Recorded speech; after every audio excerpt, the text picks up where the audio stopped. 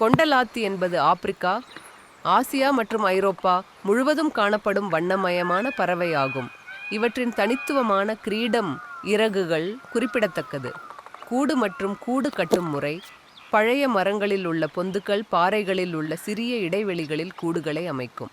கட்டிடங்கள்: கட்டிடங்களில் உள்ள துளைகள் விரிசல்களில் கூடு கட்டும் பழக்கம் உண்டு.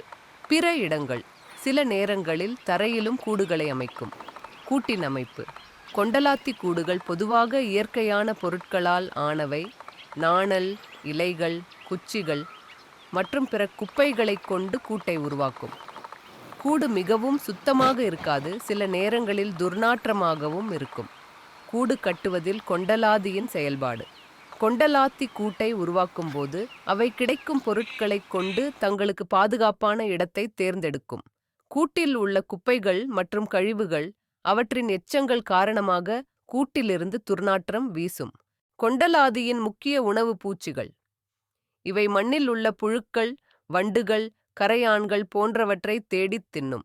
சின்ன சின்ன ஊர்வன, தவளைகள், விதைகள் மற்றும் பெர்ரி பழங்களையும் உணவாக உண்ணும்.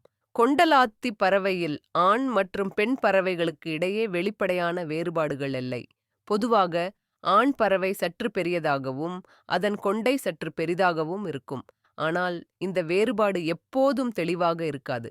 இரண்டு பாலினத்தவர்களுக்கும் ஒரே மாதிரியான தோற்றம் மற்றும் வண்ணங்கள் இருக்கும். இனப்பெருக்க காலம்: கொண்டலாத்தி பறவையின் இனப்பெருக்க காலம் பொதுவாக வசந்த காலம் மற்றும் கோடை காலங்களில் இருக்கும். பெண் கொண்டலாத்தி பொதுவாக 5 முதல் 8 முட்டைகள் வரை இடுகின்றன.